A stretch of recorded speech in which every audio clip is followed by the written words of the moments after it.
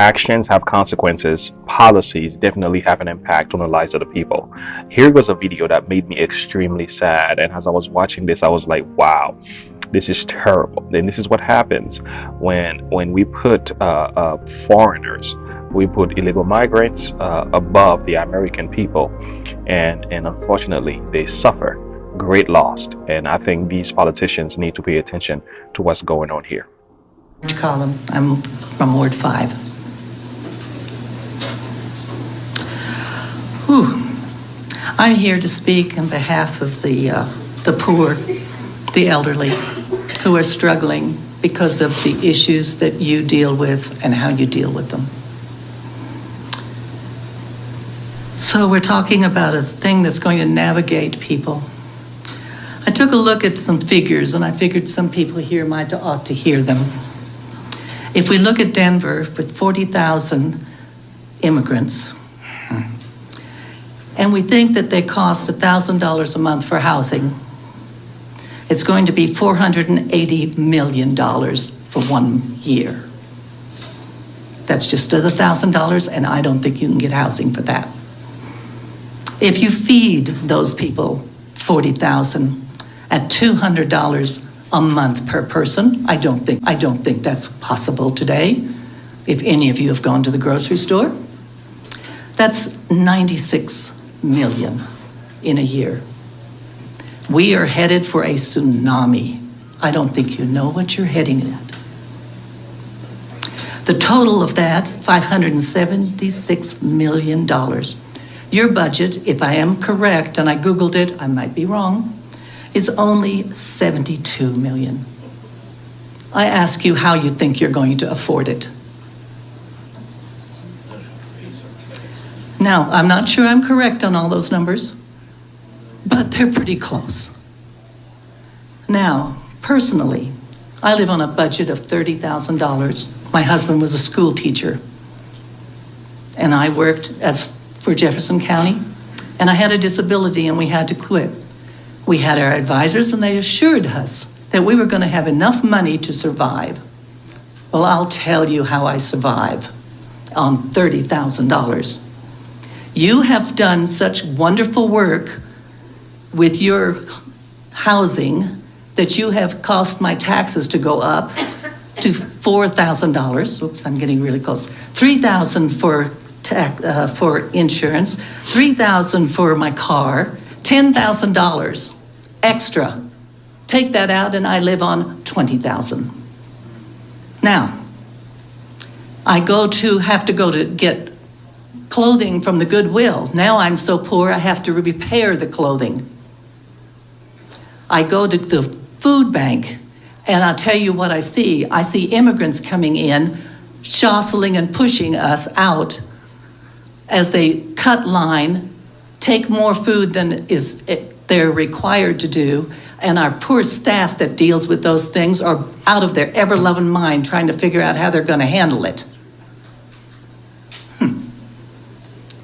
Yeah. You ask how I'm coping? For God's sakes, help me. Please put this thing down and take care of what you need to take care of. Thank you, Ms. Well, I see the city is treating the citizens like a bunch of mushrooms again. You haven't told us about the housing problem and that you want to make our schools into homeless shelters, and you tried to keep that on the down low. Now you try to keep this transfer station, which is going to turn into a money pit and a magnet for every criminal that's coming across the border. Don't we have enough problems in Lakewood without importing them from Denver, who is saying, yeah, Lakewood, you're stupid enough to take all of them. Take our problems, you dummies. We don't have the tax base to handle it. It's a money pit, and you guys are responsible for our money. Don't screw it up. You guys are famous for screwing things up. You build buildings without asking the citizens.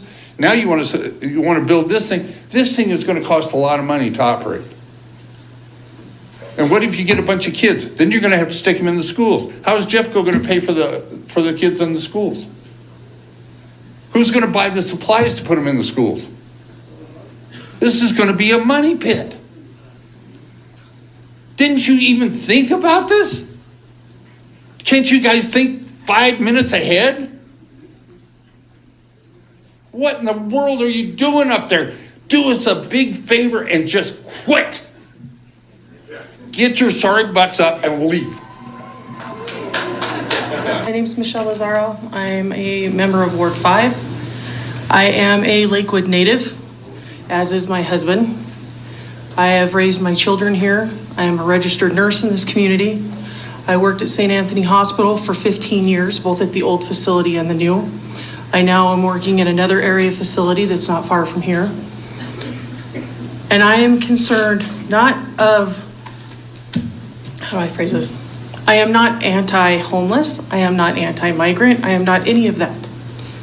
What I have concerns about is opening doors and bringing a wealth of amount of people that we do not have the infrastructure to take care of currently, let alone having thousands and thousands of potentially people coming in. We don't have the EMS to support it. We don't have the police force to support it. We don't have the police force enforcing current ICE protocols. We don't have the medical infrastructure in this community to support it. We have little urgent clinics all over this area. They're understaffed, they're undersupplied, and they're overworked. When I worked at St. Anthony Hospital, we were constantly at overcapacity.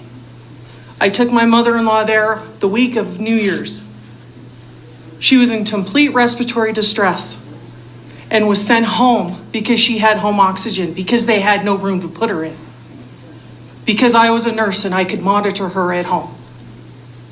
If we don't have the infrastructure to currently take care of our residents, how in the world are we going to have the infrastructure to take on more? I'm coming from a medical capacity, obviously, but I'm also coming from a concerned parent and a concerned citizen of this community. My husband and I have participated and volunteered in numerous activities within our community. We've participated as coaches, volunteers, donated shelters. I currently am on a committee at the hospital that I work at to help gather donations for our current homeless population. And we're serving meals. This $9.3 million and then some should go to our current community, not more when we don't have the built-in infrastructure to take care of our own at this time. We are constantly at overcapacity, and we're constantly understaffed, and we're constantly undersupplied at numerous medical facilities in this area.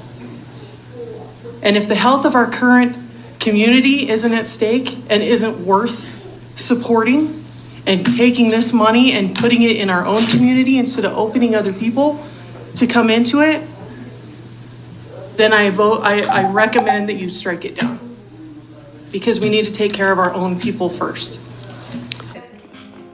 Right now, the American dream has turned into a nightmare for so many families. The true, unvarnished state of our union begins and ends with this. Our families are hurting. Our country can do better.